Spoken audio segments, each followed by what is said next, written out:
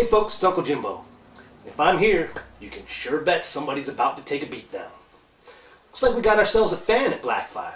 As a matter of fact, we have our own watchdog. Seems to be the yapping at the heels type too. Now since he went to the trouble of spinning up a Blackfive Watch, I will do him the service of publicly smacking him around, as I'm known to do.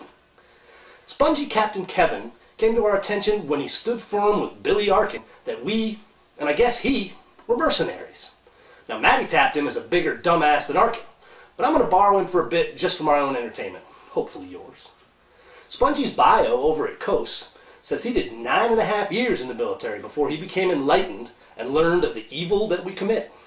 Now, he has taken it upon himself to start Blackfive Watch, and he starts off a little confused about who or what Blackfive actually is, as he attacks my post as the voice of Blackfive. Thankfully, I'm not, and I emailed him to clarify and to offer him a chance to be beaten like a wet dog in a dry house by me in a debate on the internets. We shall see if Spongy solidifies enough to take up the gauntlet. Anyhow, in the interim, I will put the boots to his piddling. On his website, he has a piece called Blackfive and Douglas Fife. I guess responding to my piece about the AP's headline, saying that I guess that the Defense Department had manipulated the intelligence in the run-up to the war. Spongy sends, I am adding a category called Blackfive Watch because this guy is dangerous and funny at the same time. I figured we could get some yucks out of him while we ensure that he is not allowed to post right-wing nuttery without a rebuttal. Well, you know what, Spongy? That would require your ability to be able to write something witty or cutting, and sadly, that ain't your forte. You should stick to mewling, sniveling, and whinging, or other forms of defeatist loser communications. More Spongy. So let's start with an easy one, like the Blackfive defense of the known lunatic Douglas Fife. Blackfive and his comrades, who goose-step right behind him, spent a lot of time showing just how great Fife was, and how, as one commenter put it, Fife should be awarded the Medal of Freedom.